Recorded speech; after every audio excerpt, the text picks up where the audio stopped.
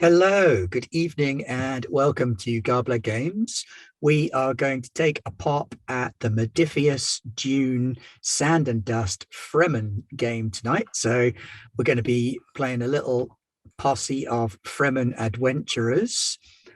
Everybody stands ready to bless the Maker and his water.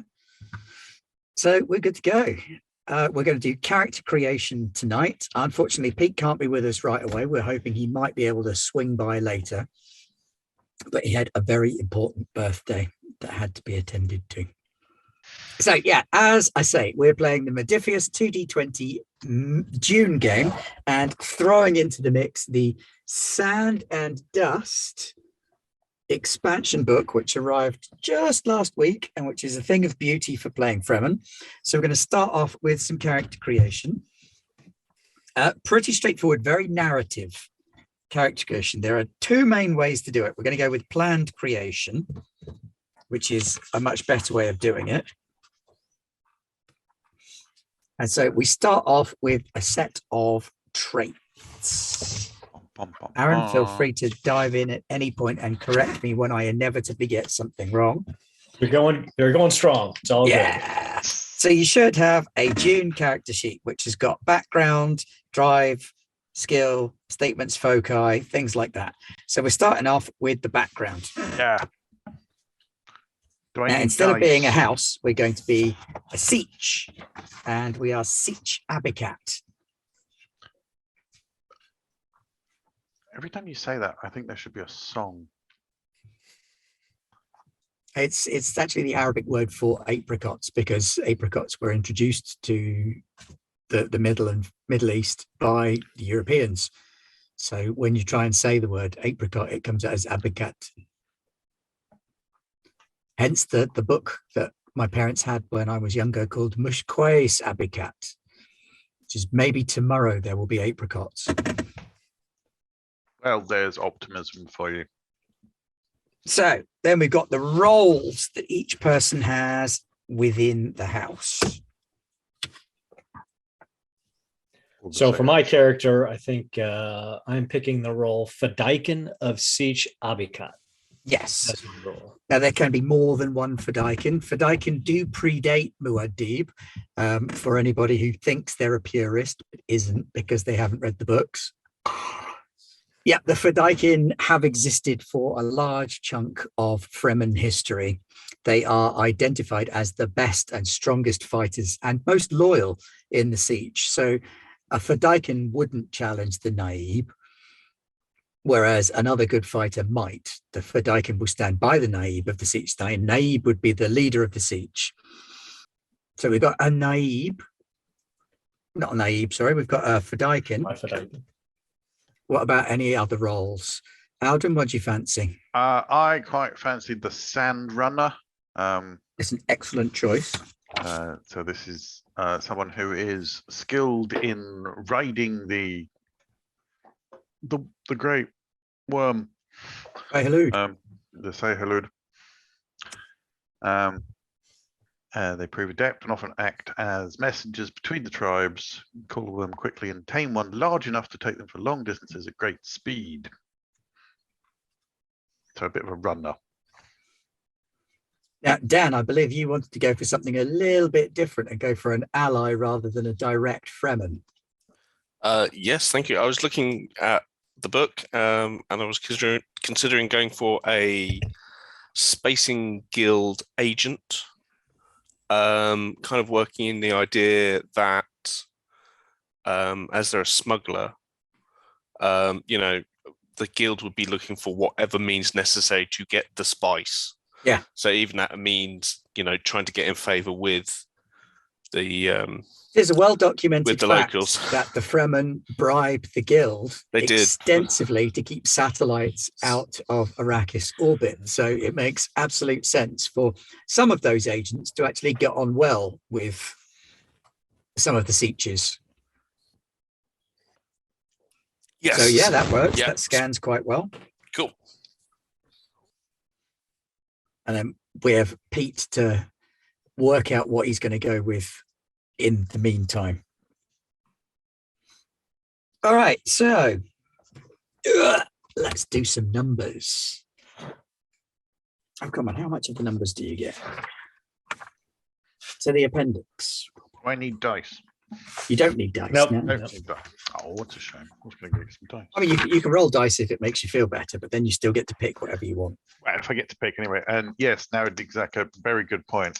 I should make sure a sandworm doesn't step on my leg. There is a reason why my character has chosen to be a sandrunner. And that is partly to make amends for the insult done by their father to the Saihalud.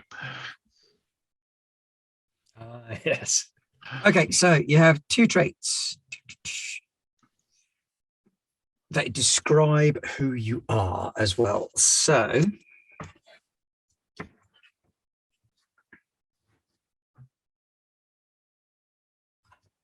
I would imagine that one of your traits will be, for most of you, Fremen. Mhm. So Aaron would be Fremen and Fedaykin, and Alden would be Fremen and Sandrunner. Yep. Whereas Dan, you would be Spacing Guild and Liaison as your traits.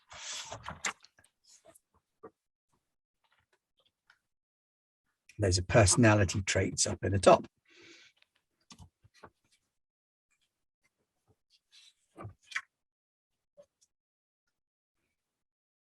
Then you have your skills.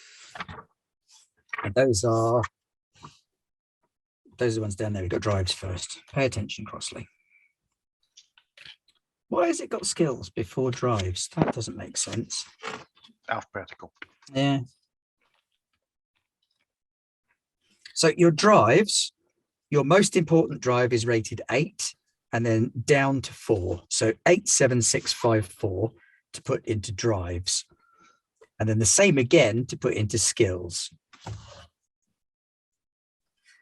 And then with your archetype, your primary skill gets a bump and your secondary skill gets a bump before you Yes. add points to skills. So as a Fedaykin, your primary skill would be battle and your secondary skill would be move. Makes sense. But as a But if, Sandrunner, your primary skill is move and your secondary skill is discipline. Yep. So for drives, I went duty 8 with the statement working to protect Sietch Abbikat against all who would do it harm. Justice 7, exacting retribution against those who have wronged the Ichwan Bedouin. Faith 6, survival is our duty to God. Then truth 5 and power 4. Yeah, so you only need a statement from 6 up. Your 5 and 4 are your bottom traits. They don't require a statement. Now, the drives are duty, faith, justice, power, and truth. And these are part of your dice pool collection.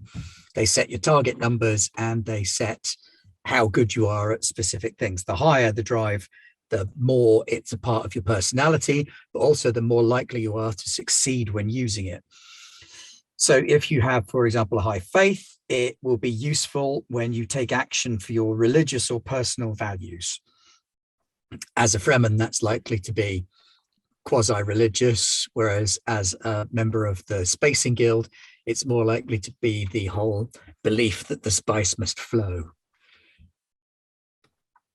Duty is doing what you're told, finding your place in the order of things. Justice is balance and fairness and the will to redress injustice. Power is the pursuit of influence, authority, and control. And truth is the desire for knowledge. But yeah, so it also suggests in the Sand and Dust book that as a Sandrunner, you are likely to be mostly interested in duty. Nah. But some enjoy power and others like the truth as the ultimate embodiment of mastering the desert is riding the great worms. I think that kind of chimes, I think because this person really needs a name. Otherwise I'm just going to keep calling them they maybe feel like they have a foot on the world and a foot in the space.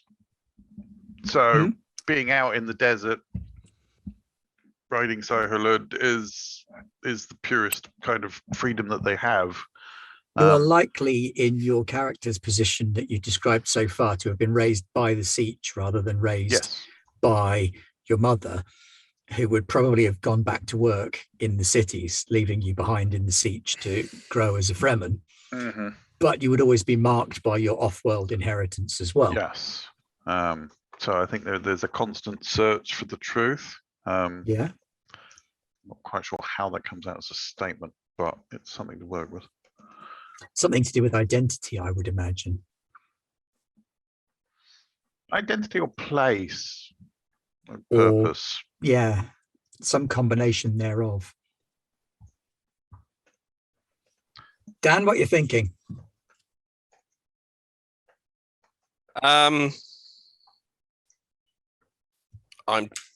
just going through the core rulebook, jumping between my concept, my archetype, and then going on to skills. Okay. Have you picked any drives? No. That's okay. All I good. will start some drives as well. I see. Are we doing it in a different order than it's done in the book? Yeah, the book is kind of, oh, there we go. That's creation. You might be looking at creation in play. You on 133 or are you on 102? I'm on 108. Okay. In Plan the core character book. In the creation. core No. book. Yeah, you're quite right. 102 was the introduction to it. So yes. And I want to go where? if you're starting, are you starting as a Spacing Guild agent then? Yeah. Okay.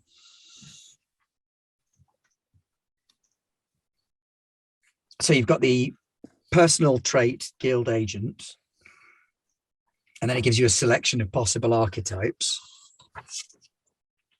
Sorry, of course, we were looking at the Fremen archetypes. We forgot about the original ones. Yeah. All them as well. So I would guess archetype-wise, what you're thinking. Smuggler. Smuggler. This is looking like a fairly fast-moving little party already.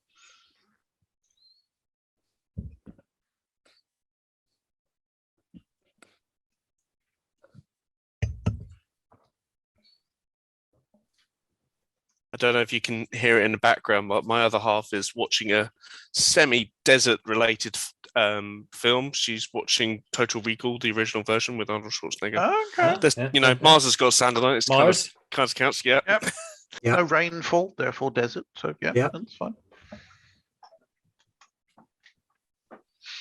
Right, She's so getting you're a herself in gear Spacing for a Guild smuggler. Starfinder campaign.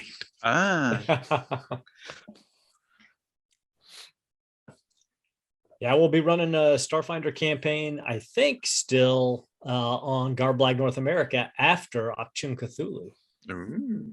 That sounds cool. At least that was the plan. Matt's running us through the Horizon Lost AP, I think. We're hitting a fair old bit of Modiphius this year as well. I've been reading through Dishonored, and that's a really, really straightforward system to pick up. It's so simple. It's actually easier than Blades in the Dark, and obviously impacted on the creation of Blades in the Dark quite a lot. Oh yeah. So there's the potential for that in the future as well. Yeah, it looks like it. I love Blades in the Dark, obviously, but I like this Dishonored setup too. And I think the Dishonored Modiphius 2D20 Dishonored would work for a longer arc. Blades in the Dark characters burn out hard and fast, or it's more about the group for Blades in the Dark than it is about the characters. Whereas in the Dishonored system, it works really well for characters. Mm-hmm. I think that's a pretty good assessment.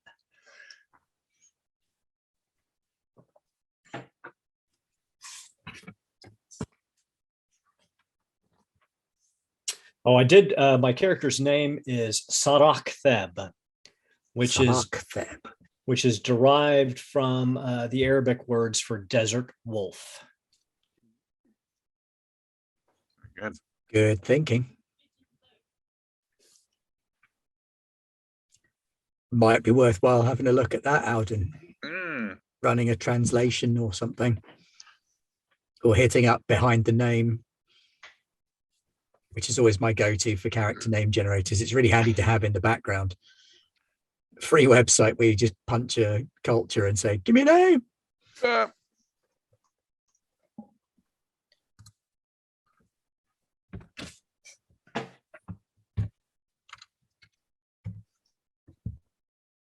As you would expect with a Fedaykin, my skills are battle 8, move 7, discipline 6, and then communicate is 4 and understand ended up being 4 as well. So he's a hard hitter, but he's not the brightest guy in the siege. So, whatever his name is going back to drives. Truth 8. Constant search for purpose. Faith 7. Believe in the power of Sohalud. And duty 6. The tribe is my first love. And then I don't know where the rest of them are. 5 and 4. Probably justice 5, power 4. Hanan Bakar. How's that? You have to tell me what it means. Well, it literally means gracious and alone, but at the same time, it's also the sort of Middle Easternization of Han Solo. I'm not sure I can pull that off.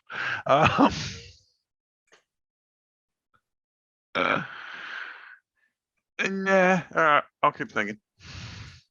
Yeah, Haldath's quite right. Just shoot first, you'll be fine. I have a sandworm.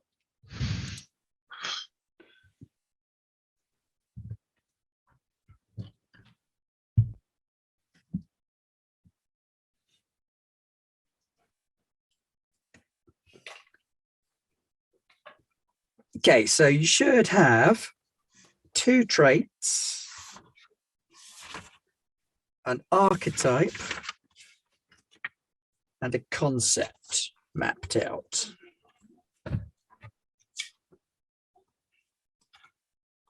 Now, Ben, do you want to? Are we going to use the Fremen life events table? I think so, yes, because I rather like the Fremen life events table. What now? There's an additional Fremen life events thing that you build into your background. Okay. It kind of gives you another, basically another trait. Yeah. So when I rolled on that, I rolled a 17, which is what actually made me decide to be a Fedaykin, lover of battle. Lover of battle. So once I rolled that, I was like, Fedaykin, it makes sense. Yep. Your skill is legendary, but you are considered intemperate and dangerous. Can we just go back to skills for a second? Yes, absolutely. So is that the same 8, 7, 6? It is, 5, yeah. 8 4. to 4 is your skill rating selection. Okay. Well, I think actually in Dune it's based on everything is basic or no, so it's it's between a little 4 and 8 different. for skills. Yep. So it's you get a base of 4 and then you get bumps based on your archetype. And then you get some points at the end to spend. You get 5 that's points true. to You're spend quite at the right. end. So you got 3 skills at 4. Secondary skill for your archetype is 5, and the primary skill for your archetype is 6. So as a Sandrunner, your primary skill is move, so that would be at 6. Your secondary skill is discipline, so that would be at 5. Yep. Then the others would be at 4. Okay. And then you get 5 additional points to spend. I think it's 5 afterwards. Yep. Then you get foci. I keep saying focuses, but the teacher in me cringes at the word focuses. That's because it's wrong. I know, right? So your archetype provides 2 foci. And then you get to pick 2 more. And then you get to pick 2 more. So the 2 that you get are resolve and self-control, Alden. Mm-hmm. And I got dueling and short blades for the Fedaykin. And then the other 2 that I picked were pistol and stillness. So Dan, your top skill is move at 6. Your secondary skill is battle at 5. And the 2 foci that you get are pilot and unobtrusive. And they go in your primary skill? Yes. Right. At least one has to go in a primary school, right? Yeah. Yep.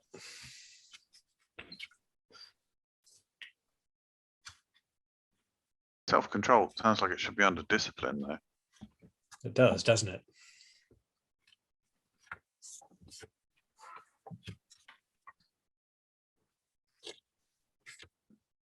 That's where I'm going to put it.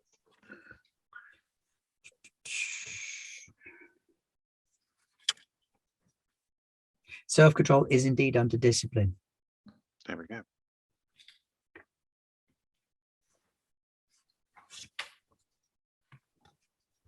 And resolve is a move thing? It's kind of, ooh, I'm resolute to run that way. Which one, sorry? Resolve.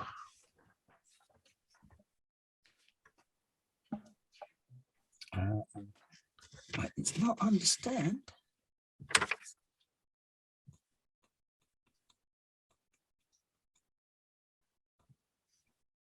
Where are you, resolve? Resolve is under discipline, yes. Yeah, okay. Yeah, it's So- under discipline as well. In fact, it's the one right above self-control. Yeah, so they're both in discipline. Okay.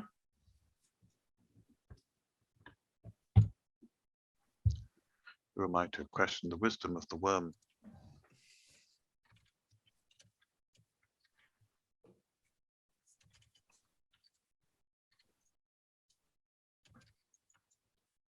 And the talents there, are they set? Are they suggestible? I think most of the archetypes give you two, and then you usually get to pick a third one. That's fine. Like for the Fedaykin, it was bold battle and Chris Knife Master. Yeah. For the Sandrunner, it's Chosen of Sohalud and Piece of Sohalud, which is the two I would have picked anyway. So Yeah, definitely makes sense. yeah, please don't eat me. Yeah, very wise. If you're going to ride the worm, you definitely want those two.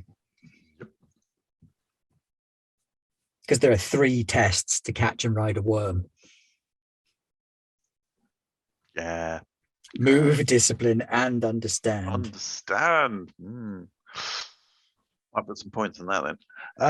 Well, that's why I took Piece of Sahulud as my third optional talent, so I could reduce the difficulty on my understand roll by 2, because my understand is poor at 4. He is. Yeah. He's looking at a naive in training, which is perfect, because then you've got like a squadron leader. Mm-hmm. And that give you some interesting role play between Pete and Aaron, as Aaron is supremely loyal to the existing naive, and Pete's like, give me a couple of weeks, I can replace him. I'm like, don't make me kill you. Don't make me take your water for the tribe.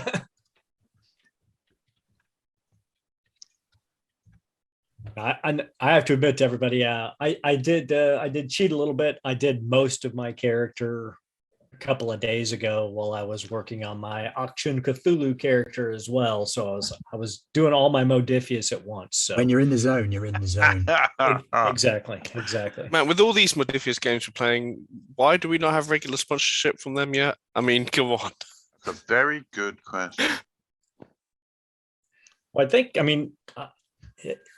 I don't know how we ended up getting into Auction Cthulhu, but I think we were selected to play that, weren't we, Ben? Yeah, I think so. We've got quite a good relationship with a few folks over at Modiphius. We've been having some chats with them on our own Discord and via email back and forth with a few people over there.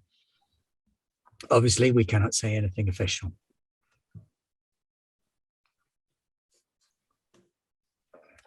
It was not Agatha all along. Yeah, I'd love to see some Dishonored and John Carter, Warlord of Mars. Oh, Come up John at some Carter. point. Yeah. It's a fun game. Very up for that. It's fairly straightforward when it comes to the 2D20 rule set too. Well, it looks like this is the year that Aaron gets roped into GMing, so I'll do it if somebody else produces. I can. I'd be happy to run a ton of games, well, a whole bunch of different kinds of games, but yeah. So I get a third talent, don't I? You do get a third Yes. talent, and you can take one of the existing ones from the main book, or you can take another one of your choosing. I've got to Ah. take a particular talent from my guildsman. Yeah. Yeah, you get 2 talents from your Archetype. archetype. So your smuggler talents are you've got subtle step steps. What's is that? the only one you have to take as a smuggler, And guildsman and as then your my guildsman archetype. is the one you have to take as a spacing guild agent. Yeah. So that's your 2 that you have to have, So and it then you gives me- get a third one of your What page is choice. talents on?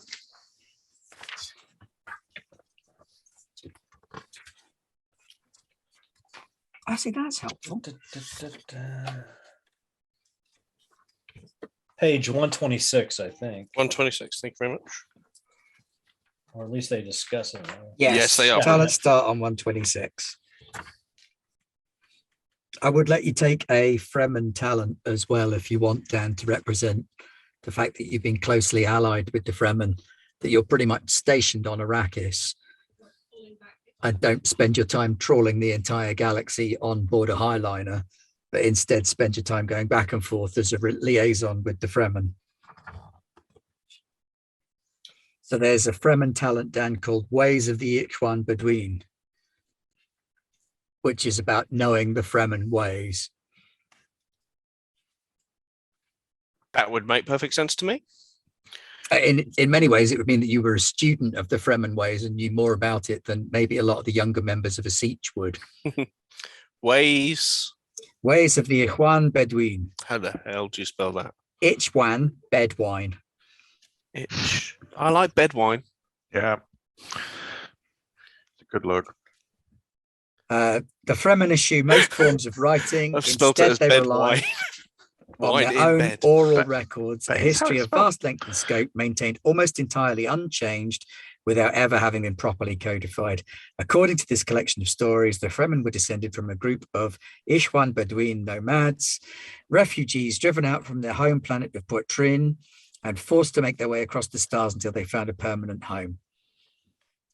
The only place where that didn't drive them out was Arrakis. Basically, what this means is you get an automatic success when making a test to understand anything related to the Fremen. Mm.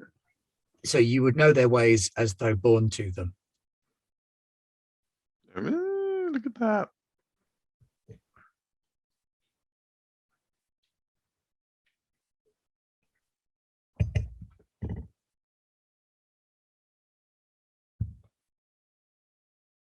So with the Fedaykin's talents, bold battle means if I spend threat to gain momentum, I can re-roll 1d20. Chris Knife Master means that anytime I successfully use a Chris Knife in either skirmish or duel, I automatically generate 1 free point of momentum. Isn't that the one that means that your Chris knife is also bonded to you? Yeah. Well, yeah. So you don't have to have one of the ones that's been treated with chemicals and stuff. You've got one of the ones that is yours. You got it fair and square. And when you die, it dissolves. Exactly. And I like how in it they say that the Chris knives are all generally at least quality 2 or 3 and can go even higher when poison is applied. You just gotta love the Fremen. Oh, yeah.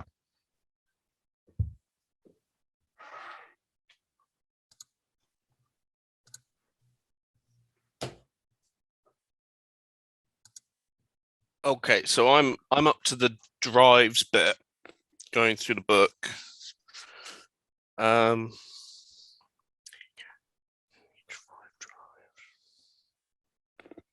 Duty, faith, justice, power, truth. You guys have done your drives, haven't you? Because you did it the other way around. Yes. Yeah.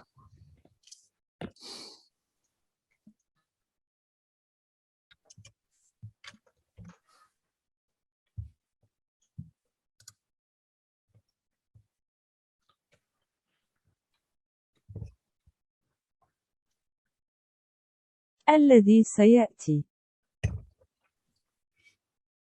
So, الذي drives then. سيأتي. Step 6.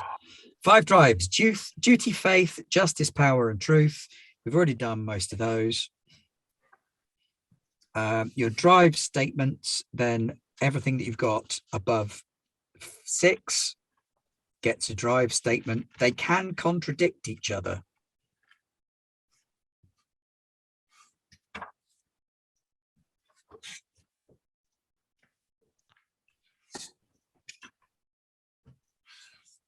I'm going with a duty of 8. Ooh, The spice must flow. the spice must flow. That is perfect.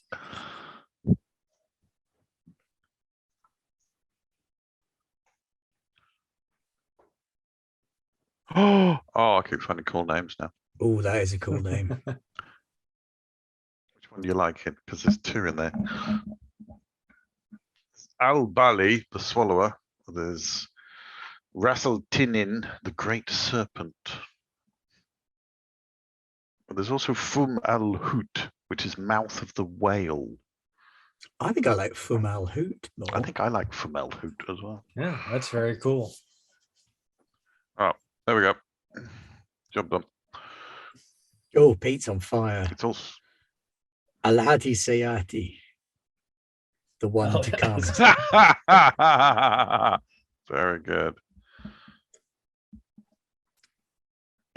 Fum Al Hoot is also the designated Alpha Piscis Austrini, the brightest star in the constellation of Pisces Austrinus, the southern fish.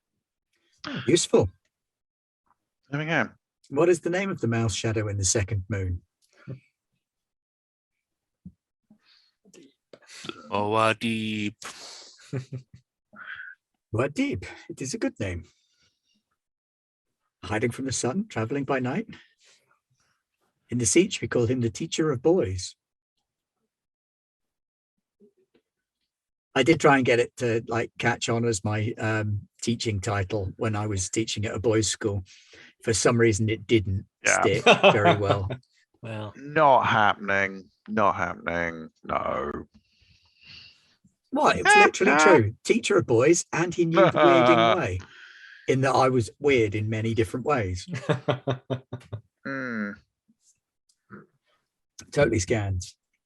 Right, so you've got your drives. Yep. And your talents. You haven't got your drives. No, I'm still trying to figure out what I was going for. A duty of 8, a power of 7. Because That's my great tally. he still wants to kind of climb the ladder of the guild, as it were. Yeah. Mhm.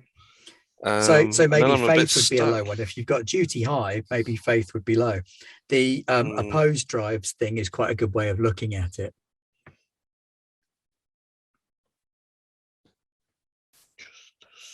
And almost having opposed motivations, if you like. Actually, I would say justice, because any means necessary would be quite. Yeah. I mean, it would be low. Yeah. Yep. For. Because it doesn't mean that you don't believe in justice. It just means that you're prepared to compromise where other things are more important. So, Aaron, wasn't your justice like really high? 7. Yeah. 7. He is all about protecting the Sietch and justice for the Sietch. Only thing higher is duty, 8 to the naive. Sorry, Pete, I might have to kill you. No, because if he challenges, That's true. It's all legal. That's inside the within the faith and the justice. Yeah. That's why his faith is 6. So that's because he is a full Fedaykin. His belief in the way of the Fremen is really strong. He has no interest in seeking power. It's just not the Fedaykin way. And his truth is only 5 because he follows the lead of his naib. He doesn't need to search for his own truth. Yeah. The current naib of Sietch Abbikat is Naib Hassat, who's fairly old. He's getting a bit grizzled. He's got a few white hairs in the beard. So how many drive statements should I have? 3? You should have 3 drive statements. Yes. Or 8, 7, and 6. Yes. Yep, got you.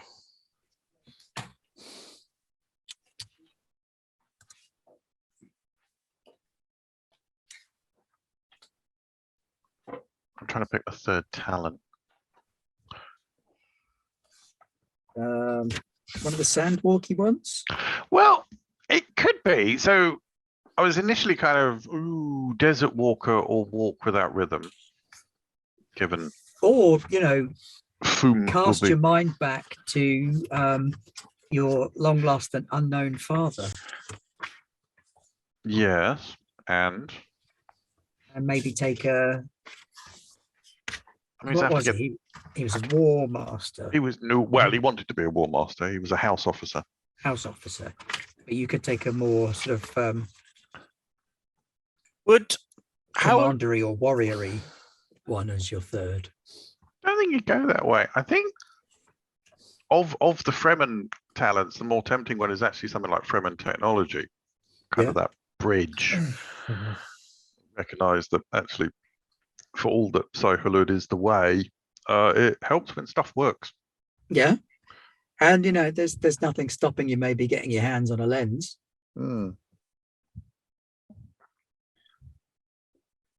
does this make sense as a statement, as a drive statement? So in Dune they go on about desert power and all that sort of thing.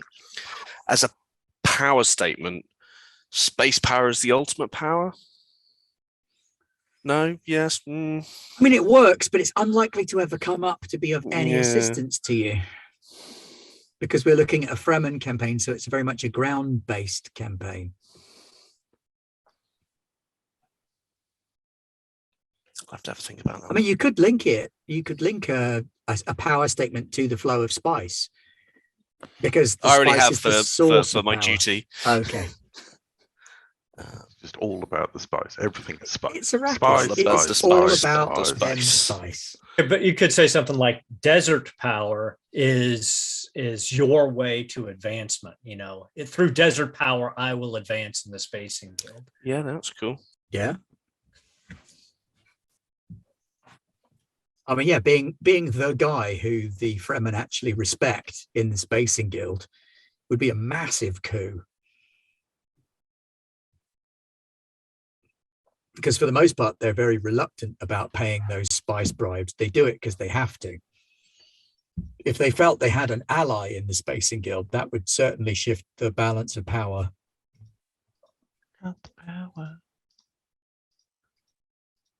It's almost the Muad'Dib story written small on the Spacing Guild front. If I say so, the spice does not flow. Want your tasty, tasty spice? Well. Listen up, you bat-winged fish bloke weirdo. That the failed navigator talking. Bastards.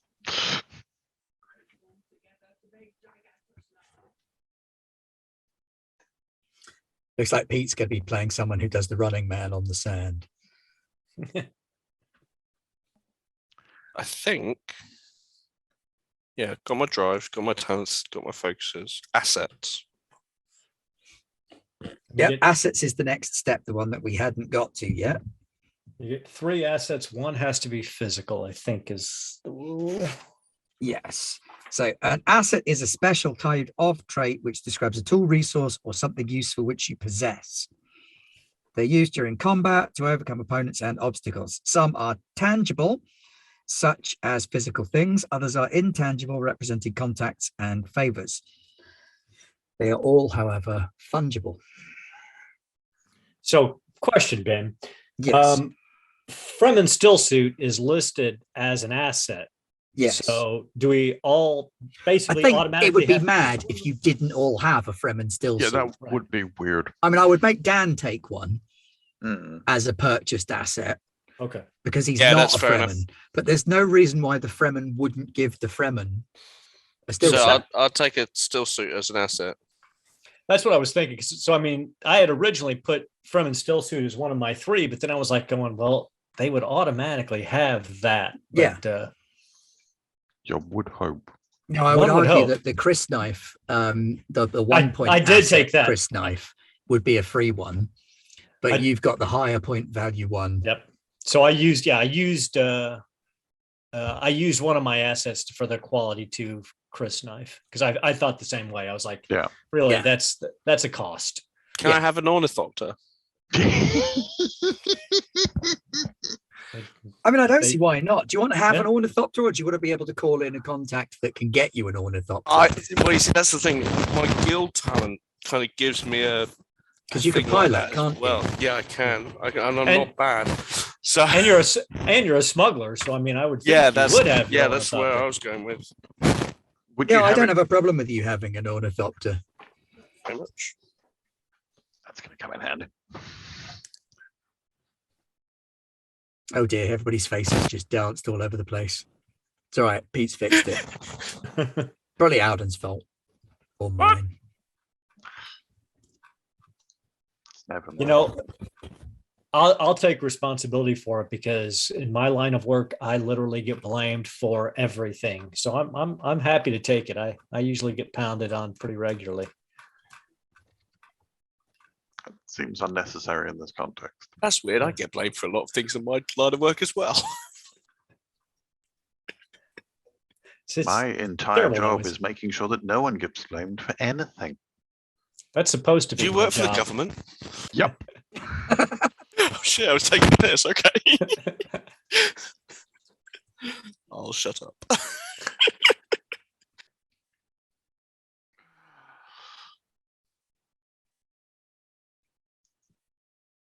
So for my assets, I was thinking the still suit, the ornithopter, and smuggler contacts.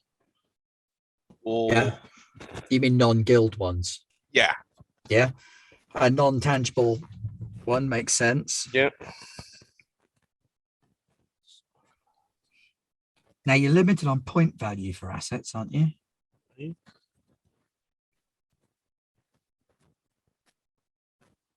No, it just says 3 assets. When it comes to tangible assets, most examples of characters should have personal equipment. No, you don't have point value assets, apparently. Right, so Aaron, what are your assets? So with the free Fremen still suit, I've got the Chris knife quality 2, a Mala pistol, and I think my third one is going to be poison. To apply to my Chris knife in the Yeah. event that we need to go kill some people. Which is almost definitely going to happen given your combat skills and that knife. One would only hope. Alden, what are you thinking? Asset wise, I don't know. A Cyclud. You're not having a worm. Oh, But you could have the worm kit. need the worm so hooks, the hooks yeah. and the rope and the thumper. Oh, we get the thumper as well. Okay. I would lump that all in together, to be honest, because thumpers are kind of fire and forget. Yeah. And as a worm rider, the Fremen would give you a new thumper. Fair enough. Yes. Sorry, I'm trying to do 3 things at once, and it's not working. Brain isn't that wide. So, auto still suit. Yep. And then worm rider kit. Calling what, hooks, thumper, and there was another one? Ropes. Ropes. Yeah, part of being the worm rider is you do the hooks, then you climb up, and then you throw down ropes, and other people can just join you up there on the worm then. Oh, maybe I don't want ropes. No, sorry, it's no room. Get your own worm. I don't know about the other one.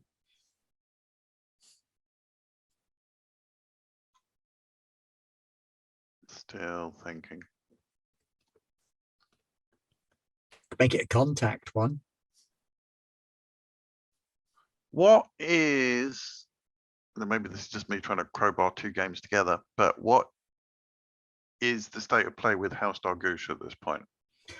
House Dargouche at this point, they're not spending a lot of time, but they're not spending time on Arrakis because it's the Harkonnens' place now, and they kind of aren't popular with the Harkonnens. Well, no. They're off in space. They've got this happy little trade consortium that they've been building over the last 20 years that is going really well. Dela Dargouche is probably the heir apparent to the house now. So anybody that was siding with him has had their star in ascendant. So Morgan is probably by this point next in line for War Master, if not already War Master. Working away up. Yep. Yeah. I don't think House Dargouche will be much help No, that's fine. to the Fremen. That's fine.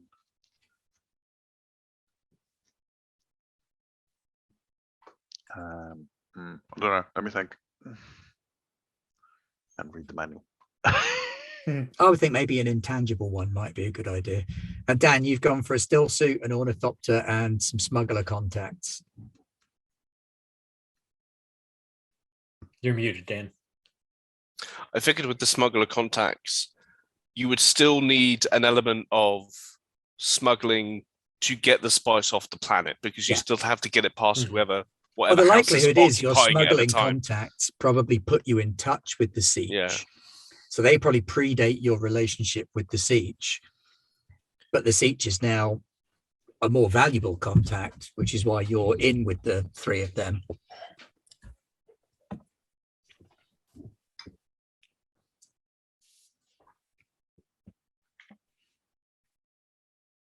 Okay, well, if you're done, then you get an additional trait for your character. So that's a descriptive one. Yeah. And this one's supposed to be how others see you, right? Or your reputation. I picked always aware and ready. So he's that guy that, head on a swivel, situational awareness ping to the max. Paranoid. Yes. Is that just a Fremen thing? No, everybody gets an additional trait. Finishing touches, page 123. And the trait Aaron's describing there is a general one that's a lot like that as well. But traits are just descriptive rather than talents, which are mechanic. I'm losing track. It's been a long day. I'm still shopping. There is actually an asset called a Fremen kit. Yeah, which of course contains there is, power compass, a simple knife, steel tent, maker hook, stumper, replacement still suit parts, emergency still suit patches. There you go. It's a one of them then. Stuff. So it's I've got one of them. I'm quite tempted by the Distrans bat. Oh, is that the bat that you talk to and then throw away and it takes your message somewhere? Yep. Very cool homing pigeon idea. Basically. It kind of makes sense as a courier, as a worm rider all over the place, to have some means an additional courier message thing. Or just have arrived, send more bats.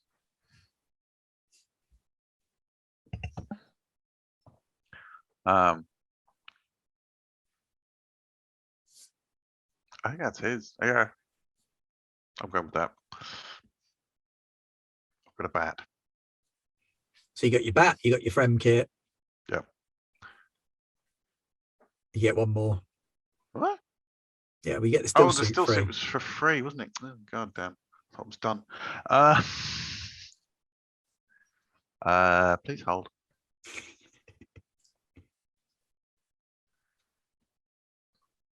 Death still. No. And then there's other, from the core book, rifles, pistols, all sorts of any of the gear. Ben wouldn't let me have heavy artillery last time. Yeah, I remember. I would not let you have heavy artillery last time. It's true. It was very upsetting. I would also not let you have heavy artillery this time. I've got a worm. I'll be all right. You need the atomics to set it off. I thought that was the kaiju. Oh, let me think. What else could you have? I suppose you could have, Eldath said, how about contact with the Sietch Sayadina? But equally, you could have like a network of contacts with other Sietches. If you're a messenger, That seems more likely. you could have an asset that represents like a friendly face where they recognize you and they're like, oh, it's that guy. Yeah. And that be the intangible as a sort of, Yeah. I don't know whether it'd be known. Recognition, maybe. Yeah. Or recognized by the Fremen or something like that.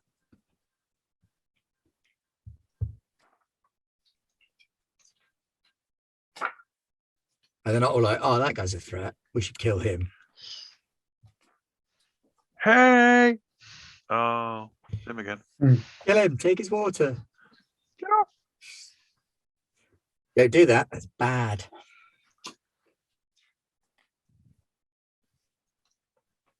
I'm going to go with known in many Sietches. Ah, known in Sietch Village. Oh, there we go. That's what you want to call it. Who is it that says that? Someone says that in the main book. Oh, it's Liet Kynes. Yeah. Do you know many of the Fremen? I am known in Sietch Village. There we go. All right. Right, what have you got as your additional traits then?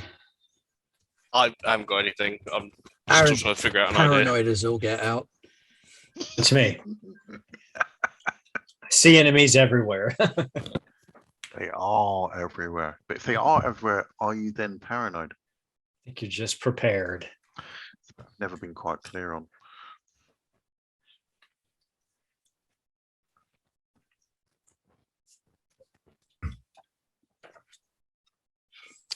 This seems easier than the last time I made a Modiphius character, which was the Star Trek game. It's simple. It is more straightforward than Star Trek. There's the number of books element as well. Mm-hmm. Yeah, but when I made that character, it was just the one book out at the time, I think. Okay. Yeah, there's Star Trek is more. It does kind of more that life path step through Yeah. it than Dune does. Oh, there are spice talents as well. Forgot about them. What? God damn. Yeah, I think Star Trek is one of the only Modiphius games that has that complex of a character generation. Conan and John Carter, and from what I can read of Dishonored, are all pretty straightforward. There's might be an age thing to it, like with Free League games. Mm-hmm. Free League game character creation gets simpler as you go through the iterations. I thought as you were well. about to say, it gets simpler the older you get. No. The Like, further no, away no, you it get doesn't. from the No, it first doesn't. iteration, they go, okay, we did this worked, this didn't. Let's take out the bits that didn't work, leave in the bits that did work. Mm-hmm. That makes sense. I really love the way that in this and a lot of other Modiphius games, there's a real strong narrative element to it. It has its positives, it has its negatives. I can see how it could be easily abused by someone going, I dutifully stabbed my opponent in the face. Yeah. Oh yeah. To try and get their duty bonus when they're trying to do something that is fight based. That is more Of about course, power. but it could be. You could use duty fight based, like if somebody was attacking the Sietch, and it's your duty to protect the Sietch, you would go duty battle. Or if you are commanded directly by the Naib to get into a fight you don't really want to fight, then duty would probably take precedence over one of the other ones. I'm fighting because I have to, not because I want to. Yeah, that's one of the things that I really like about these Modiphius games is that, the drive and skill or whatever it is in the different versions of the games, if there's narrative ways that they almost all can go together depending on the situation, that's why it makes it much more of an interesting conversation between the players and the DM. Yeah. And the resolution of it is good as well, because you add your drive and your skill together, and that gives you a target number, which you roll under. Unless you have a focus in it, in which case you get that critical. You get that expanded critical range. Oh yeah. Which I believe Morgan used to great effect for bashing people in the face. Yep. Oh yes, he did. They deserved it. So it's a bit of a role reversal for Alden and Aaron in this one, because in the first one, Aaron was the sneaky messenger and Alden was the hit you in the face one. And this time, A little bit of a change up. Yeah. What's the point of power if you don't wield it? Took that a little bit literally with that mace, though, didn't you? Yeah. Well, It's a lantern. Yeah, it's a symbol of office. Bang. Power 8. What's the point of power if you don't wield it? Skill battle 8. Bludgeoning. Also All dirty the fighting. subtlety of a brick through a shopkeeper's window. That's Morgan. Yep. Are you all right, Dan? Still trying to think. Weirdly, I think I've got an ambition for myself. I jumped ahead a bit, but I still can't think of a trait that might reflect how others see this this smuggler. The good one. Yeah, they see you as the not sleazy Spacing Guild representative. The one that's that's actually- not a dick. That's got a lot of value. Yeah. The trusted trusted ally. Yeah, or a- trusted ally is a Trusted good ally. trait. Oh, I like that. Yeah, I'm going to go with that. Trusted ally. I will steal that. Thank you very much. Not a dick. Yeah, it was put far Potato, more, potato. more It's a talent. eloquently by my colleagues here. It's a talent. Yeah.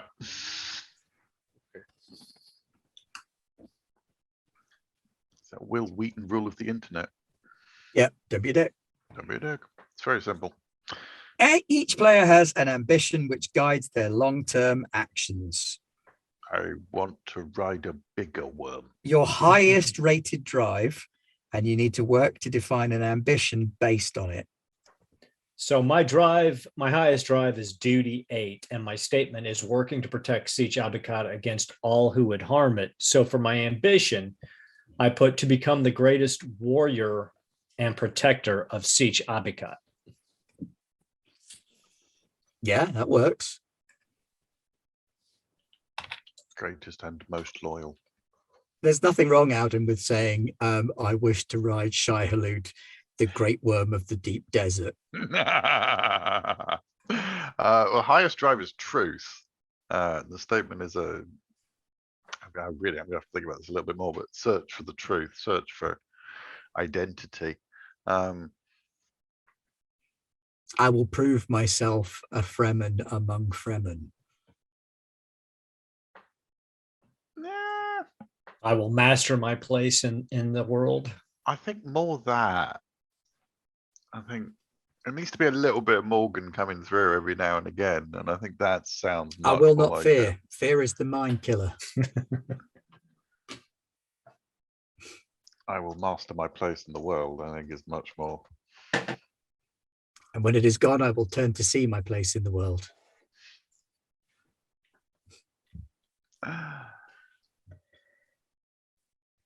Yeah, Pete's like, ambition? What could that be? Settle down somewhere and make cakes. No, everything on Arrakis has to have the word spice in front of it. Spice cakes. There you go.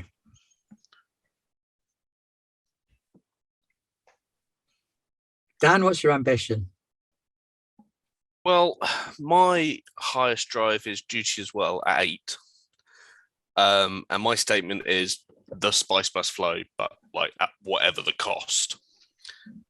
But, and help me out if you think this is too much of a kind of a spin around. My ambition, because my duty is so loyal to the guild, Yeah. it's also he wants to get back into the guild. So my ambition is to return to the fold and basically get off this dust bucket Yeah. and get back on a highliner and serve the guilds. Yeah, I mean, an ambition a of guildsman. reclaim my place in the Yeah. guild isn't a bad one at all. No. I mean, maybe there's a reason why you've been sentenced to this job rather than promoted into it, instead of it being like a positive thing. This was Or- an opportunity. Yeah, you could have gotten promoted into the job and then been so good at it that no one was ever going to let you out of it. Yeah. again. Yeah. Happens all the time. Yeah. Sucks. Yeah, yeah. Ah, the voice of experience. I know it well. Yes. Hey, can I get some cross training? No. Oh yeah, Why it's would we like train you to do a different thing when you're good at doing that thing? Because I want to do the different thing. Tough. No different thing for you. I've been told a couple of times, like, oh, sure, you can apply for that job. And if you get it, that's fine. But you still have to do your old job because nobody else can do it. I was like, well, all right, never mind. Not everybody can wrangle a laser dolphin. That's right. And it's a skill. Yeah. It's not one that I have. I mean, not that anybody would believe that I wrangled laser dolphins, but just in case. What laser a dolphin. ridiculous statement. Good Just have this heavens. mental image of like Aaron's CV being like his name and then a bunch of black lines. What's that? It's my CV. Well, I do have a unclassified resume and a classified resume, but I love that But- you have that. I don't use them anymore because, like I said, I've been in my current position you've for not- 10 years and Yep. I'm never leaving. And you're never leaving. Not Okay, allowed has to everybody got a have name? another job. Yes. Is this me picking on Dan again for not having a name? I was about to say. Sorry, Dan. No, I don't have a name. In your defense, Dan, they've both played Dune before. But I kind of figured my name would be very different. Yeah. As luck would have it, on page 123, there's a whole selection of random ass names. Yep. Oh, well, that's weird. I was hoping on that page. I think I might need to change my ambition now. Now I want a laser sandworm. Edric. Edric is a good name that isn't a tall Fremen. Edric. Sounds Edric. a bit like I keep looking at the names that are down there and going, some of those are really Fremen names, and some of them are really names you don't want to have. Oh, Edric. There you go. You don't want to be Bejazz. Xavier. Yeah, I saw Xavier. Xavier. Just Xavier. call me X. Agent X. There's nothing wrong with being Agent X. You're probably wondering why I brought you all here. All right, everybody good? Yeah, I was thinking Good. about kind of having this sort of pose for my guild character from the Dune TV series that they did on Sci-fi Sci-Fi channel. Channel. Oh, But I that watched guy. it. No, but I watched it again, and that actor who does the Navigator is so hammed up, isn't he? Especially at the end when he does like the guild does. I'm like, oh my god, you're just embarrassing yourself. When they gotta- catch him in the bunker and he does that one-legged stand thing. Yeah, it's weird. There's a lot of scenery chewing in that series. Yeah. I love it. I absolutely love Oh, it. it's to cool, bits. but there's I think just it's some- better than the old Dune film Oh, definitely. Yeah, I think so definitely. Yeah, too. no, I agree because with they that. Well, actually do Prana Bindu training rather than weirding modules. It's like the weirding modules really threw me. Yeah, that messed me up too. I I mean, I like the original movie, don't get me- but I thought with the sci-fi miniseries, you were also able to really explore more of the story. Yeah. 'Cause let's face it, it was a miniseries or two miniseries actually. So Yeah. If anything, I liked the Children of Dune miniseries. I was going to more say it was than the better, Dune wasn't it? Yeah, miniseries. yeah. yeah, it was definitely. Yeah, it was a shame they never did like a God Emperor as well. Mhm. I thought they could have really kind of done something different with it, but it would have been really cool. Oh, what's his name? The actor. Charles Xavier, not Jean-Luc Picard. Yeah. Yep. What's his name? What's his name? James McAvoy. McAvoy. Yep. Went on McAvoy to was in bigger that. and bigger There's a and better brilliant things, story didn't Mhm. about James McAvoy being in the Dune TV series where oh god, I'm having real name trouble today. Cast of Farscape, Yeah. Claudia Black. Oh, Claudia Black went to see the premiere of the Sci-Fi Channel TV series, and she sat and she said she was absolutely mesmerized by the performance that James McAvoy did.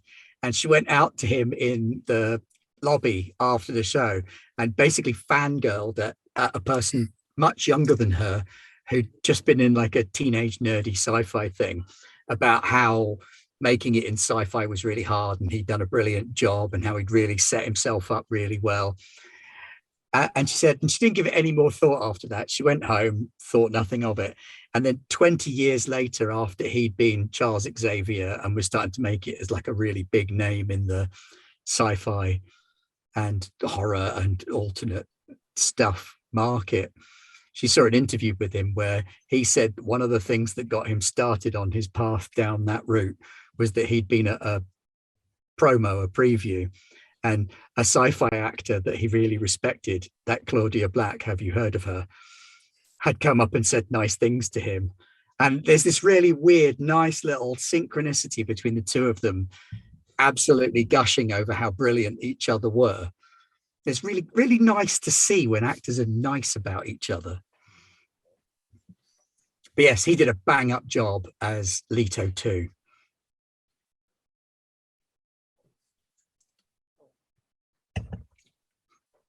Anyway, tell me about your characters. Let's have them in full. Aaron, you can go first because you made your character like 3 days ago.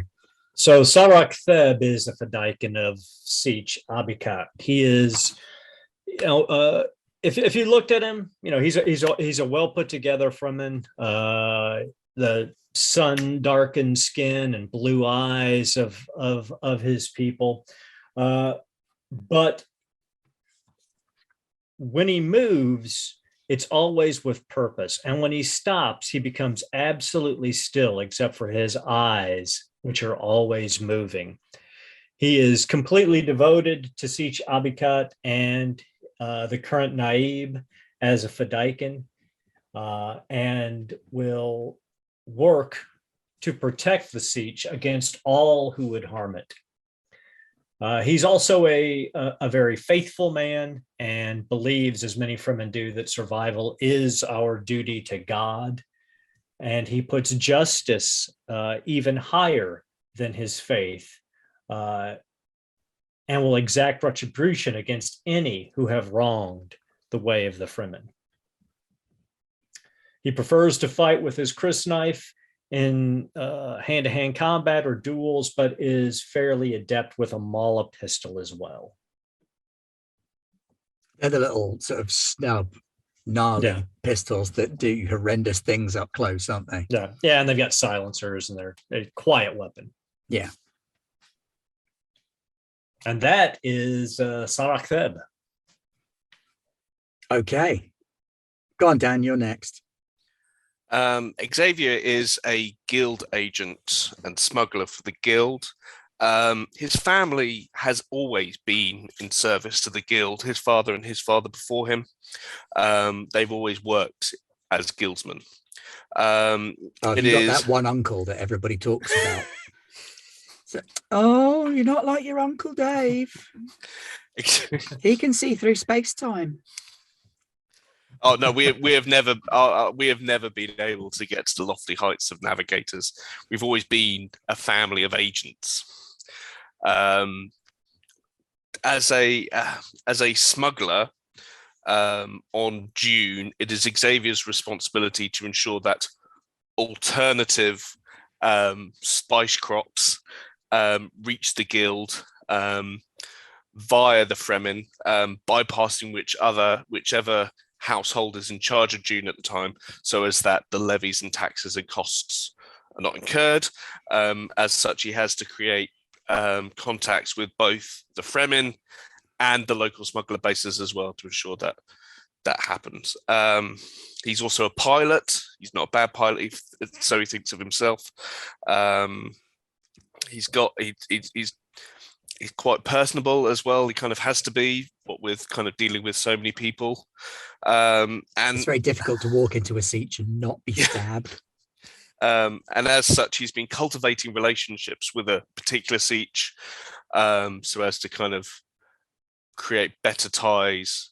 What he is promoting is better ties to the Fremen, but basically to him, And the guild, it's all about the spice, and the spice must flow no matter what the cost is.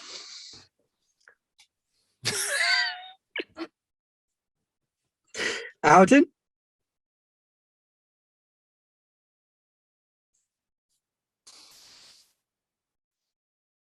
Hello.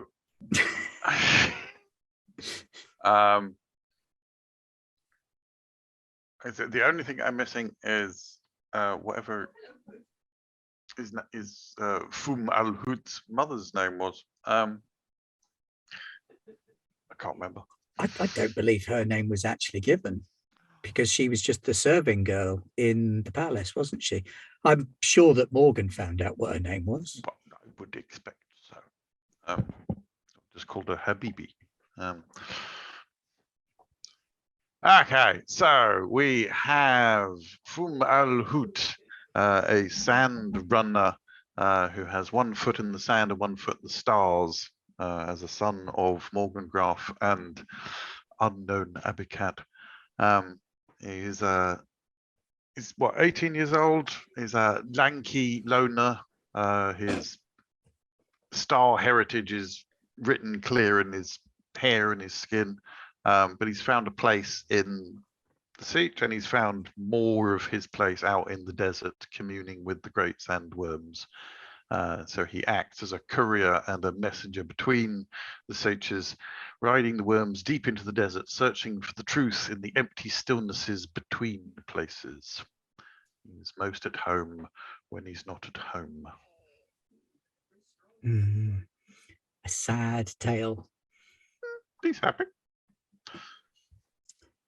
Excellent. And it looks like Pete's going to be playing a wannabe Naib who's got his eyes on the top seat, but maybe he isn't ready for it yet, but may well have been groomed for command from an early age, because it's important that the challenge of combat be something that is adhered to. So Sietch Abbikat itself is an average sized Sietch, which means it has about 500 people living in it. The thing that makes it unique is the apricot tree. It has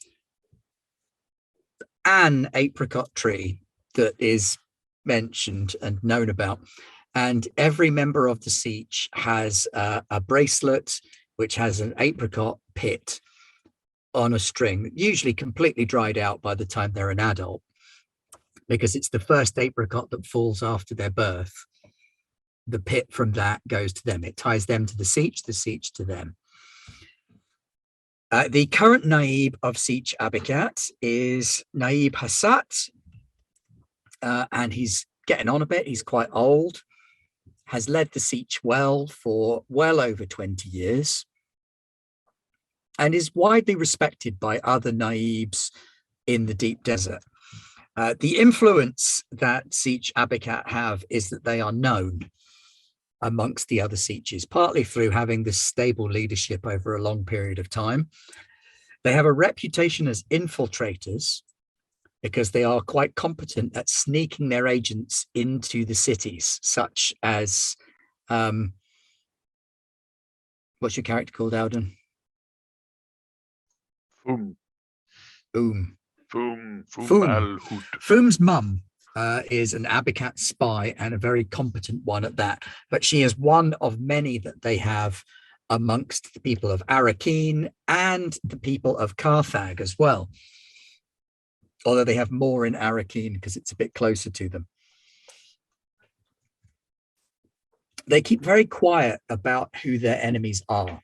It is known that they have an enemy. Everybody knows there is one, but the name is never really mentioned, which is unusual because it suggests that it's not a Sietch, because nobody has any particular worries about naming the Sietch. However, those of you who are up at the higher end of the chain of command and know a bit about what's going on, know that they are virulently opposed to a group called the Cast Out. And they do not like them at all. And that the Cast Out have some kind of beef against Sietch Abbikat as well. They also have ties amongst the smugglers, Dan. So that might be something worth noting, that the Cast Out are a faction that pretend to or claim to Fremen ancestry, but don't have a sietch, don't have a home, and are very nomadic and well hidden. The current Reverend Mother of Sietch Abbikat is ancient. She is well into her 2nd century and looks something like a raisin with blue eyes. And she has been dying for some time. And so our story starts in Sietch Abbikat, in the large open area in the center of the sietch, which is inside a big column, a chimney of stone in the deep desert. And inside the chimney, you've got tunnels leading out and down into the main body of the sietch. You've got this one apricot tree, which is tended to with almost religious care, that sits in the center of the sietch. It's dry, it's got slightly crackly leaves. The apricots that grow on it are tiny, tiny things, but they are considered to be incredibly sacred. And the sietch has come together to recognize the Reverend Mother Ayasha, who has decided that her time has come and that she is ready to pass on. And so the Sayadina of the tribe, Sayadina Shadi, who Auden and Aaron, you might recognize as the young half Dargoosh lady who was in the 1st season of Dune that we played. She has since become a Sayadina and stands prepared to take on the role of Reverend Mother.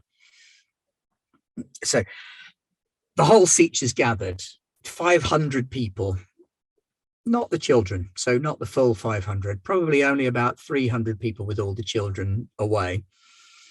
But all the adults of the sietch are gathered together. Still suits are off because you're inside the sietch and it's safer and cooler in there. And Naib Hassat stands on a podium which is built around the pot that contains the apricot tree. And he stands and bangs a big stick on the ground. He says, "The time has come for Reverend Mother Ayasha to pass beyond the veil.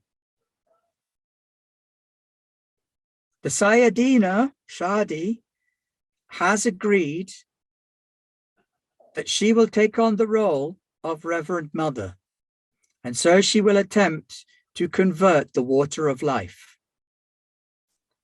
So that all is not lost, my own daughter Ahaja will be confirmed in the Sayadina."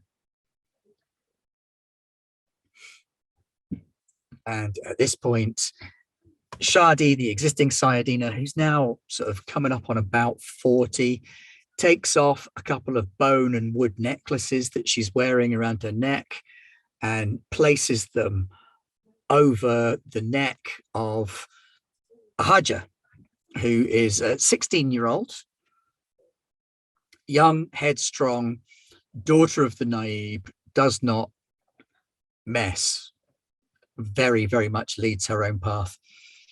And then unusually, the Sayadina steps out of the podium and steps down into the audience and approaches Foom.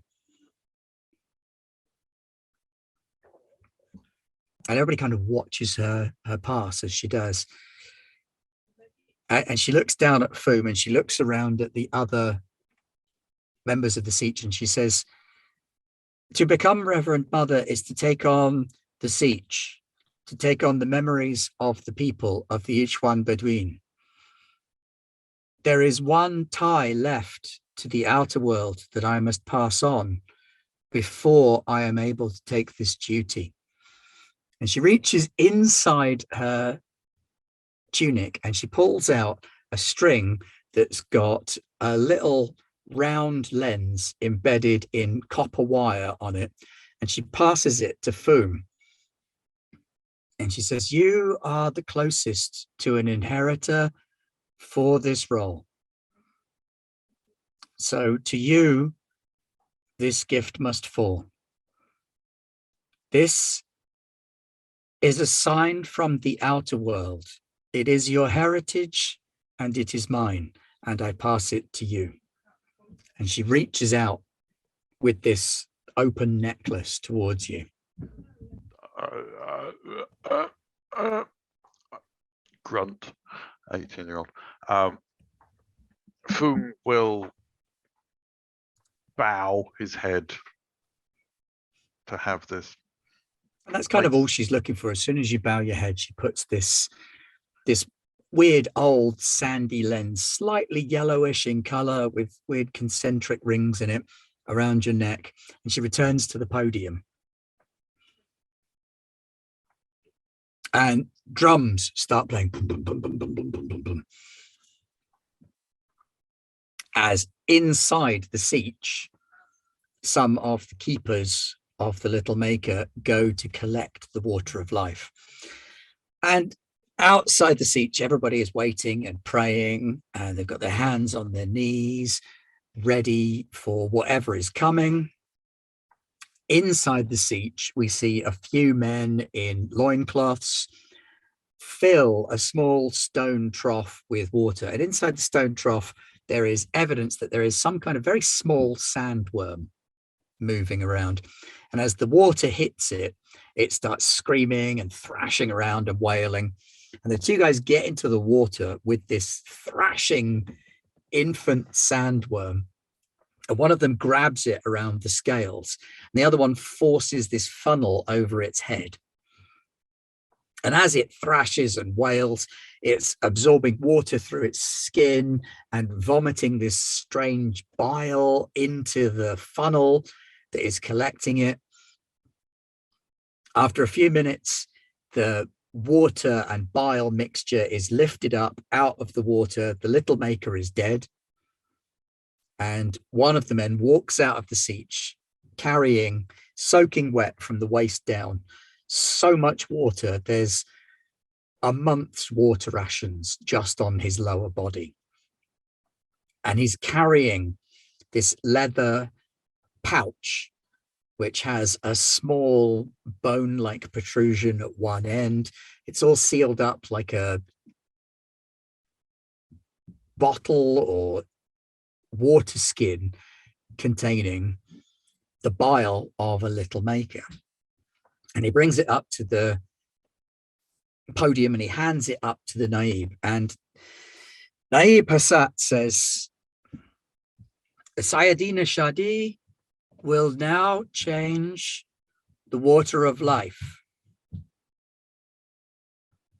And Shadi kneels down in front of him and he opens a tap on the side of the water skin and lets some of this worm bile and water mixture flow into her mouth. And she drinks it down and immediately collapses onto the podium and starts thrashing around like she's having some kind of holy fit. At the same time, the existing Reverend Mother, the ancient Reverend Mother Ayasha, her eyes just sort of roll back in her head and she shakes slightly in her seat. Something is going on between the two of them that none of you can sense or see or identify. Everyone around you is praying and rocking from side to side and around in a little circle and chanting. And after what feels like an eternity, but it's actually closer to only about 3 or 4 minutes, the Sayadina stands up, gets to her knees, clambers to her feet, takes a deep breath, and bows to Naib Hassat. And Naib Hassat says, the Reverend Mother Ayasha has left us. Her water will be returned to the Sietch. But the Reverend Mother Shadi has changed the water of life. And everybody starts cheering and hooting and howling. And the remaining water of life is parceled up into small cups and drinking vessels. And everybody starts taking some, because when she changes the water of life in the mouthful that she has, it changes the water of life in the water skin as well. So the water of life is changed, and as is tradition in these times, there is then something of a party, shall we say.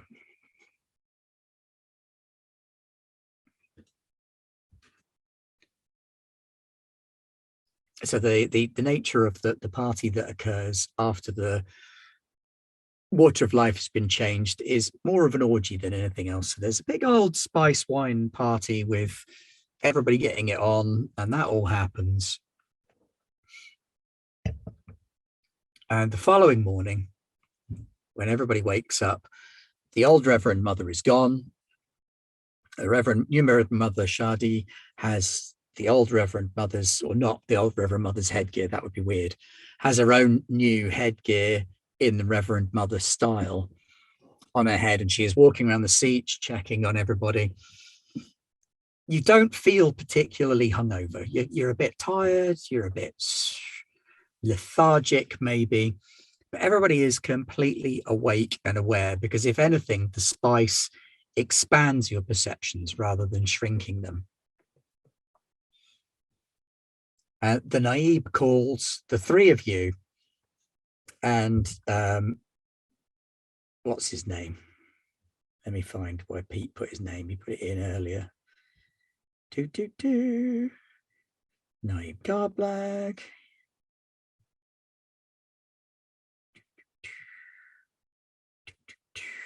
Battle of Duty.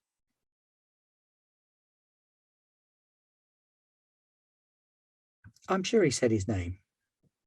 Anybody see his name in chat? I'm being blind. Yeah. Aladhi Sayati. Aladhi Sayati, that's right. Thank you.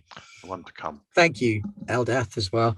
Aladhi Sayati and the three of you are called in to meet with the Naib in his private chambers. Looking at the strange person. Also in his chambers are the three other Fedaykin, who are recognized as the protectors of the Sietch alongside Serac. And yes, rather unusually, an outsider has been allowed into the Sietch and is there with you in this meeting. Dan, what does your character look like? I would have kept my still suit on if allowed to, because he's, Paranoid. Well, he's also still out in the desert, and he might find himself stranded, so he doesn't like to kind of shift off a useful piece of equipment.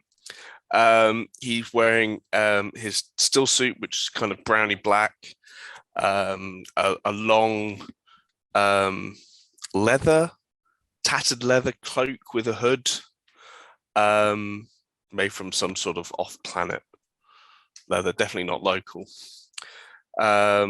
He's got a kind of a goatee, well-shaven, well-kept goatee beard, and he's clean as well. That would probably be the most essential thing. He clearly hasn't been here that long because he's clean. Okay, so this stranger is in the Naib's chambers. This is an outsider. This is unheard of. Now, Serac, you've been in there before because you take your turn guarding the Naib. Foom, you'll have been in there before because he occasionally calls you in there to give you messages to take to various places. Yeah. Whether or not Aladi has been there, he probably has, because keep your friends close, and that kid who wants to stab you closer. He needs training up, whatever. Yeah. Yeah. He's either going to succeed, in which case he needs to be able to do a good job, or he's going to fail, in which case I want to know he's going to try. Yeah.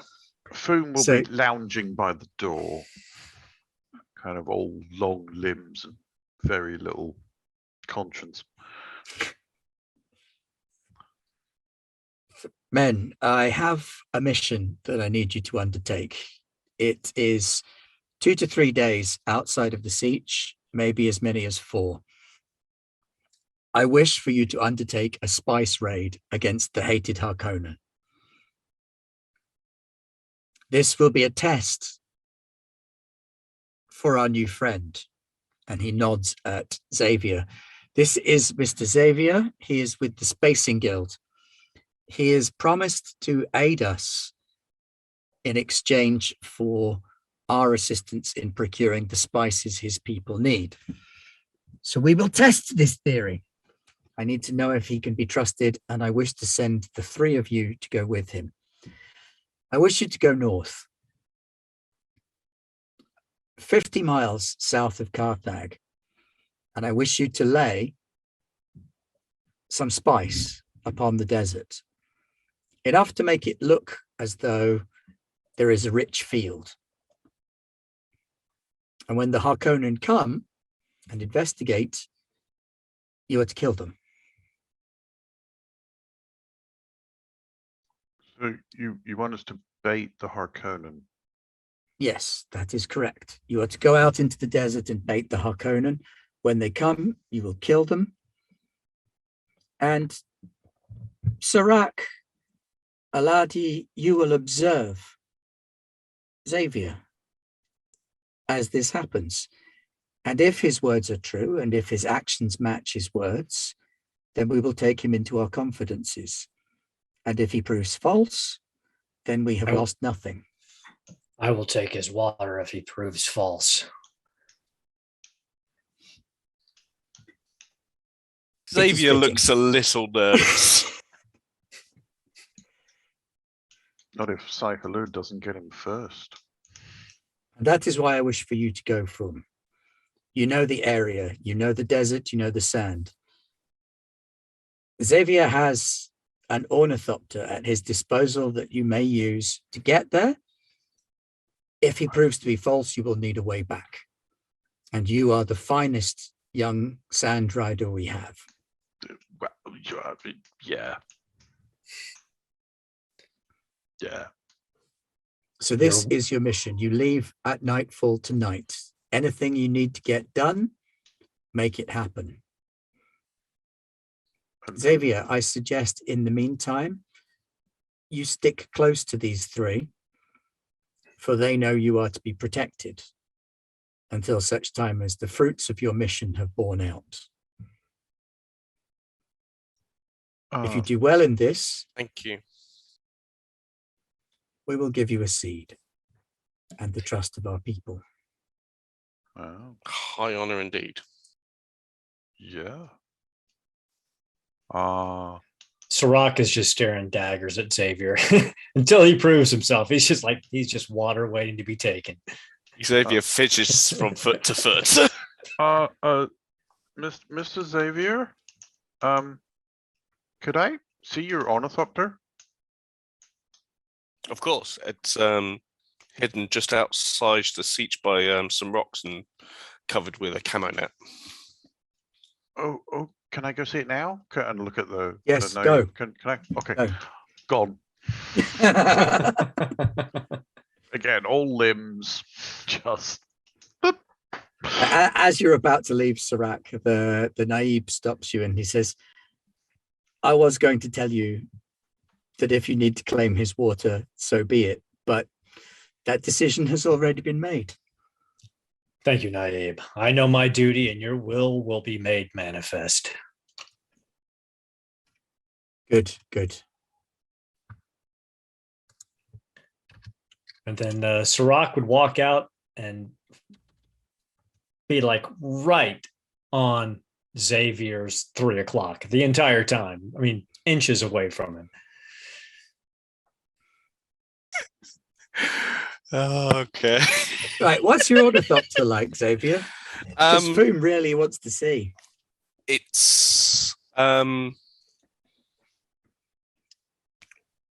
well used, but very sturdy.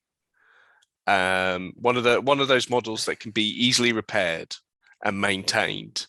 Can take a battering from the sands and the desert and the wind, but it's not lofty or high tech or gold and gilded or whatever. It's bit run down, but it's reliable and easily fixed. Still probably one of the best ornithopters that Foom has seen. Well, it's in one piece. Yeah, Oh, but that's a start.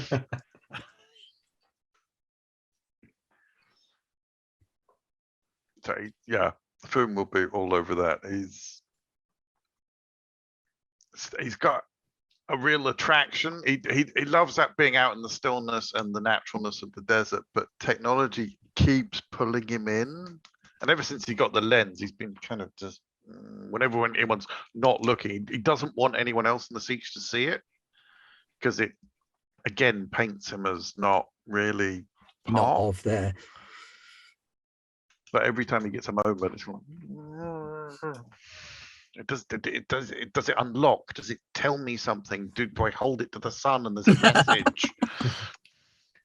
Help me, Obi-Wan Kenobi. So yeah, he will be all over the ornithopter, climbing on it, tapping it, probably trying to prise bits off it. Now, Dan, if you would like to make a truth and understand roll. Hey, first roll of the game. Hold on. Yeah. Dice. If you have anything to do with heraldry, which I don't think you do. I believe not. I No. was told I didn't need that.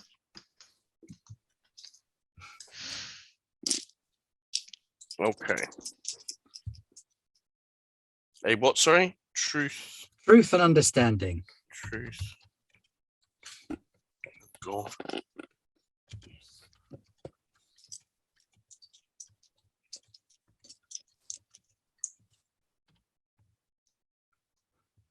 No.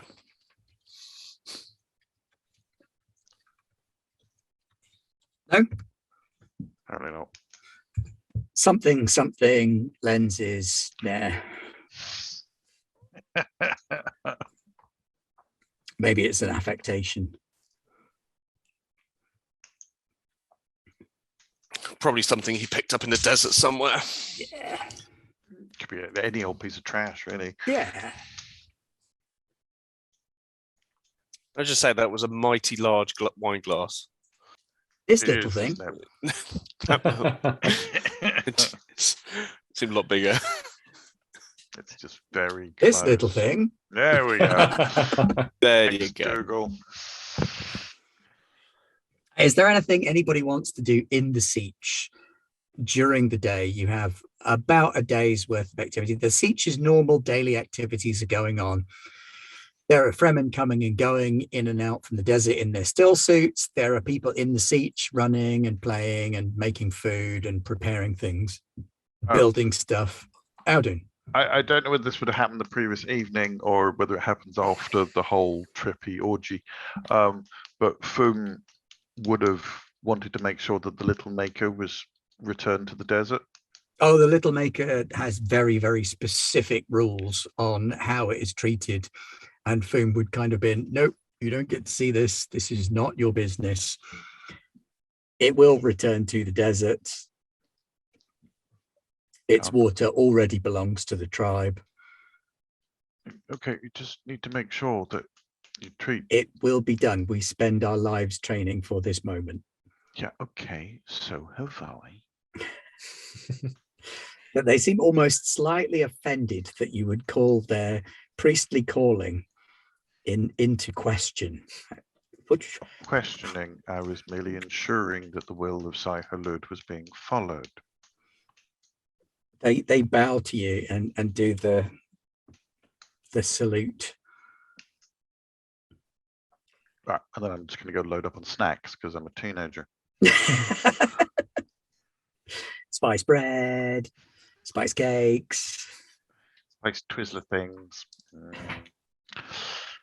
Sirach Theb would have taken the Naib's statements fairly literally and would not be, he would, like I said, he's right at Xavier's side the entire time, helping him while he's in the Sietch and ensuring he does not do anything that violates the customs of Sietch Abbikat.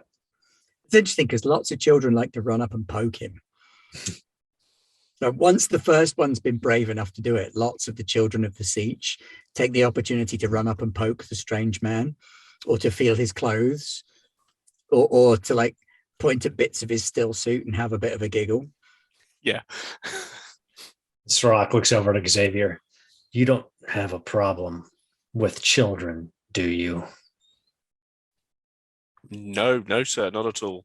Can't eat a whole one. Mhm. And eventually they get bored of him and leave off. And he kind of just sort of, Xavier, what do you do?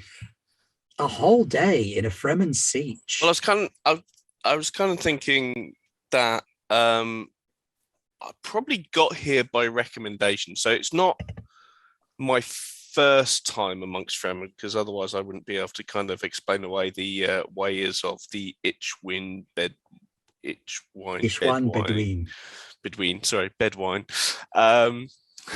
Itchwine. It's Frank Herbert not knowing how to say Bedouin.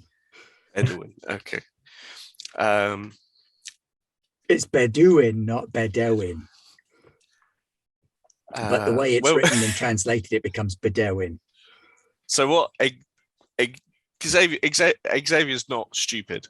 He knows he's in a high risk situation. Yeah, but he's also collected hundreds of stories and committed them to memory.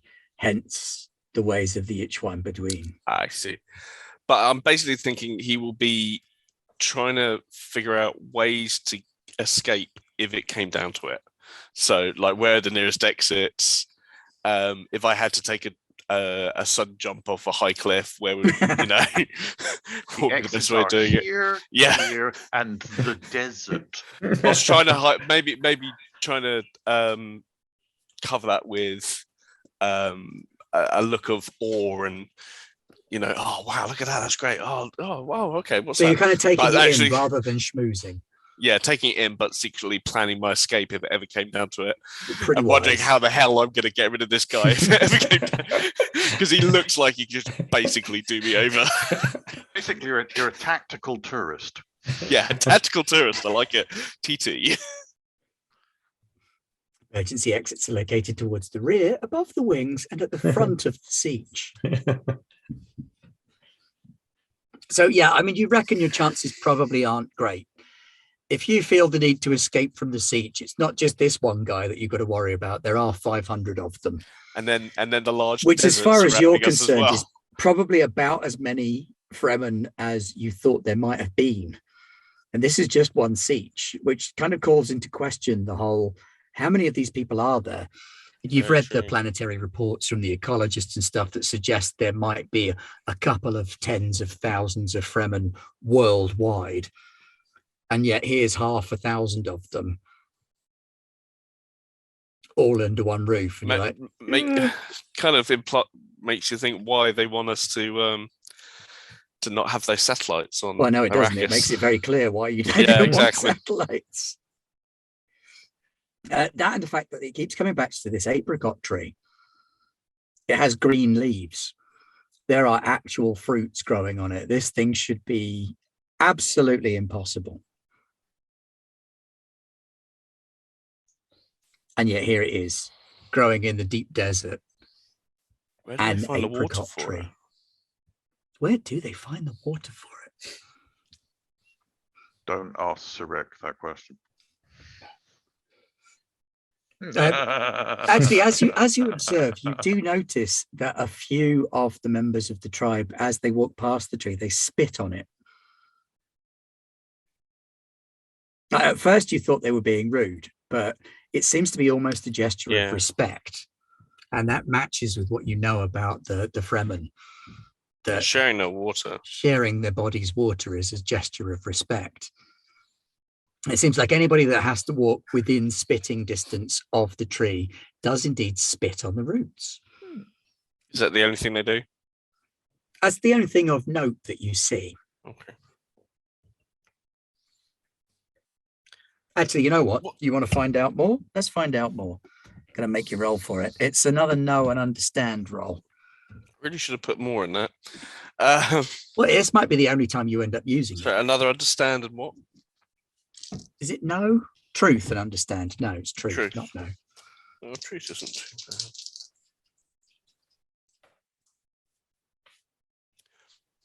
No again. So you're rolling 2d20 and you're aiming for under your total. Yeah, still the no.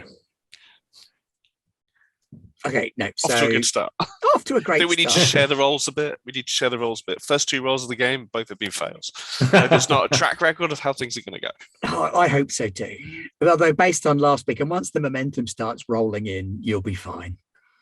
Like 18 dice. You never get more than 5. Don't look too excited, Adam. I'll ask my shadow. Where did this peach tree come from? It is an apricot tree. Apricot tree. Sorry, peach, apricot. They look quite similar. That is not knowledge for you, at least not now. Okay. Should the day come that I need to feed your water to the tree, I'll tell you its secrets before I take your water. Ooh, Xavier high steps away just slightly. But that is all right because you are a trusted friend of the Sietch, are you not? Hope to be. Then we shall have nothing but firm friendship between us. But he still looks at you like he's going to kill you. Jolly good. So as evening approaches, if you've got nothing else you want to do, anybody else got anything else they want to do? No. Finn will just be avoiding chores, which I imagine he's not used to having a day off, frankly. So this is all a bit weird. So he's make sure he's staying out of the way. And if he can entice any of the slightly older teenagers who are also dodging chores to come look at his ornithopter. You do find yourself getting glared at by Sayadina Ahaja, who last week would have been doing exactly the same thing and trying to dodge chores. But now she's an important priestess. Do you want to see the ornithopter? Very well. You may show me the Outlander's craft. Yes, it's important for the Siege that we understand such things. Agreed. This is Yes. for knowledge. Absolutely. So she lets you show her the ornithopter. I'd say don't scratch the paint, but it hasn't got any. Actually, outside of the Siege, she's a little bit more relaxed with you because you're of a similar age, and yeah, you get the It's kind of impression sweet, really. that she's kind of been thrust into this job a little bit sooner than she'd anticipated. Promoted a little bit early. Yeah, so There are flashes of teenager from her as you poke at the craft. yeah, these are the baffles. They stop the sand going in, I think. And clearly these are wing stubs. And it's a little bit beyond Foom, I think. It's even more beyond her, though. She says, you know the technology well. Why, thank you. Yes. Have you heard about the mission? My father thinks I am unaware of what occurs, but I know that there is something afoot. Do you want to know about the mission? Just trying to look cool, nonchalantly leaning on the ornithopter. Oh, no. Tell me about your success when you return. Thank you for your faith, Reverend Mother. You are Abbikat.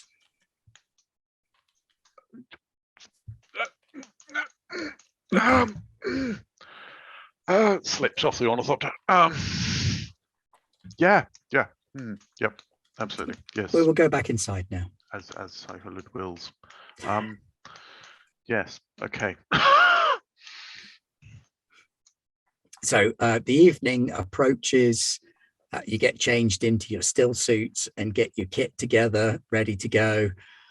One of the other Fedaykin approaches Serac with a sack of spice, raw, unprocessed spice. Xavier, yeah. His eyes pop out of his sockets. The amount this is worth is enough to purchase an estate on any world of your choosing. Okay. But I'll you just go know and how the store that in Fremen... the ornithopter. The Fremen deal with spice differently to the way you deal with spice. And you know that this is why you're here, because You clearly have untapped levels of spice that we've not seen before. this that they bag seem of to be sitting spice on. consists of about a third of one of the bribes for one of these Sietches. We do, out of character, do we know does the guild know the link between the worms and the spice? No. Okay. No, the link between worms and spice, even the Fremen don't truly know much.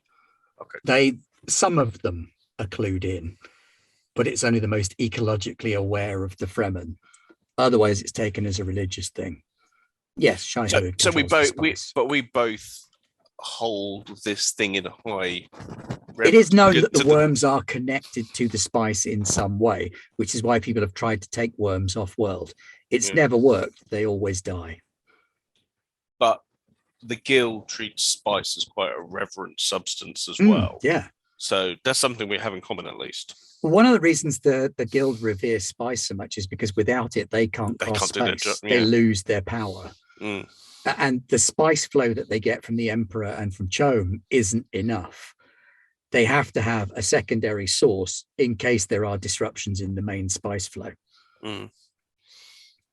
which is why they treat with the Fremen. So yeah, Serac, you're given this sack of unrefined spice, and you know that your job with this is to spread it thinly on the sand so that it looks like a rich spice field and attracts a Harkonnen ornithopter. And so the four of you bundle into Xavier's ornithopter and head north. Ease round my ears. So last roll of the evening, Dan, you got the first one and the last one, and indeed the only ones. Yes. And we're looking for a piloting roll. Come on, Dan, don't fail this one. What's a piloting roll? It's got to be move and something else. Move and... Well, what sort of way do you fly? Sorry, because I've got pilot, I have to have a specific thing. So I pilot ornithopters. Yeah, but I mean, what's the drive behind your piloting? Do you pilot out of a sense of duty? Do you pilot out of because you love the feel of the power of the control of the machine? Or justify to me what your first dice is. My style of flying is based on a necessity. It's part of my job. So it's duty. Yeah. Okay. So you are a I will have duty. jobbing flyer. That's good, so you go that's for my highest duty as well. and move.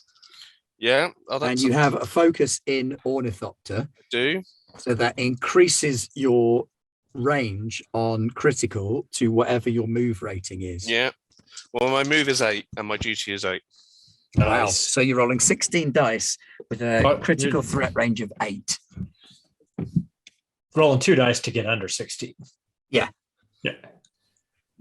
And any that are lower than 8 count as a critical. I got a 1. You got a 1, so that's 2 successes right there. A 1 and a 15. So 3 successes. 3 successes, yeah. So you lift off. That would normally give you some momentum. But why don't we spend that momentum making it look cool? Yeah, I want to feel to cool. Put the doing Fremen this, in their you. place, because suddenly they in you. This is my turf. Yeah. Yeah. I get this. There's a bit of sort of pilot flexing going on. So, Absolutely.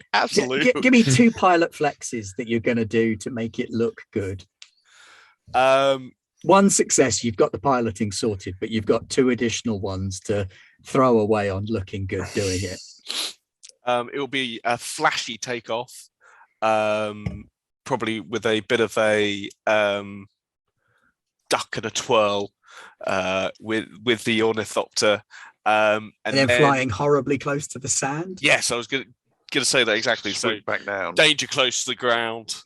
So you kind of burst upwards, roll over in the sky, and then almost land again on the desert and then skim the Skim desert across to stay under the radar, as it were.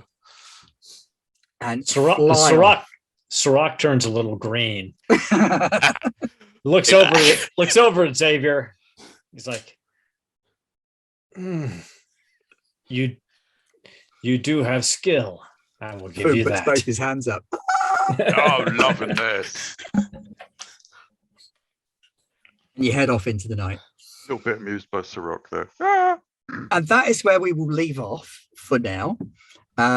Please do join us next week for the first proper session where we find out what happens on our little spice raid with our 4 intrepid adventurers, 3 Fremen and friend.